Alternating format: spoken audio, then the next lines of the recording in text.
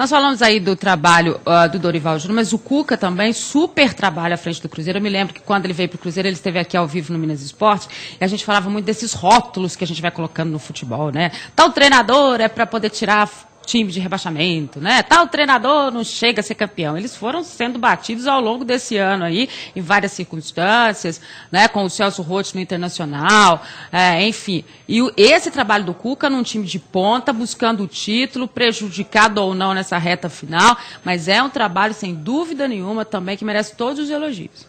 Inquestionável, né, Edmara, o trabalho que o Cuca vem fazendo no Cruzeiro. Chegou muito desacreditado, nós falamos agora há pouco do Dorival, mas o Cuca também tem um trabalho excepcional, números excelentes, são 62% de aproveitamento com o Cruzeiro no campeonato. Mais 2 vitórias nessas 2 últimas rodadas, o Cruzeiro terá feito sua segunda melhor participação dos pontos corridos desde 2003, está garantido já na Libertadores, chega nas últimas rodadas com chance sim de título, o torcedor tem que acreditar. É possível? Talvez não seja tão provável, uma vez que o Fluminense tem um caminho mais tranquilo, está mais encaminhado, eu diria, o título para o Fluminense. Mas dá para acreditar nessa reta final e parabéns para o Cuca pelo belo trabalho no Cruzeiro. Cuca, né, Flávio, que veio questionado, a gente tem que lembrar sempre isso, é bom a gente dizer isso, não era o preferido do torcedor naquele momento, né, veio mesmo nessa história da diretoria, de querer trazer, de querer mudar o foco do trabalho do Cruzeiro, depois do Adilson Batista, e mostrou para todo mundo que ele pode sim dirigir uma equipe de ponta dessa forma, ele pode sim a disputa de um título. Eu acho que esse é um mérito muito grande que ele tem no Cruzeiro. E o Cuca pegou um trabalho mais ou menos parecido com aquilo que o Dorival pegou no Atlético. Tinha muitos jogadores insatisfeitos com o Adilson.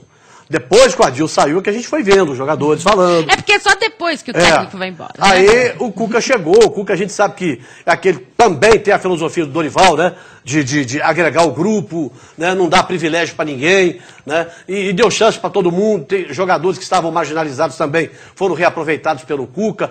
E aí ele acabou acertando aí com o time. Agora, eu acho que ainda tem, viu, Felipe, o fator psicológico. Ele pesa muito mais para Fluminense e para Corinthians do que para o Cruzeiro. E nesse momento, por exemplo, eu já disse aqui ontem, o jogo com o Vasco, se fosse um jogo normal, valendo 2 pontos, era uma história. Agora, valendo uma vaga, valendo um título, a pressão que vai ser em cima, complica muito mais do que foi o jogo Cruzeiro e Vasco aqui. A mesma coisa o jogo do Fluminense contra o Palmeiras, Fluminense contra o Guarani, né? O Fluminense contra o Goiás. Então eu acho que a partir daí a coisa pode mudar um pouco pelo fator psicológico. Eu até pensando assim nessa questão de título para o Cruzeiro, eu acho que se o Cruzeiro tem que torcer contra Corinthians e Fluminense, tem que ser nessa rodada.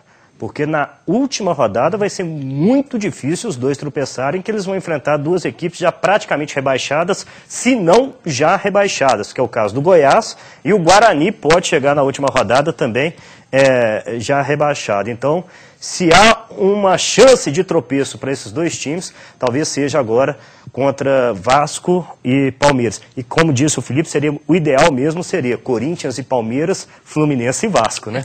E valendo esses elogios que a gente está falando para o técnico Cuca do Cruzeiro, é bom a gente dizer que ele tem um outro lado também, que é o lado de ser muito franco, né? A gente pergunta, ele responde mesmo. Eu acho que essa transparência do Cuca também tem sido um ponto importante nessa condução dele no trabalho.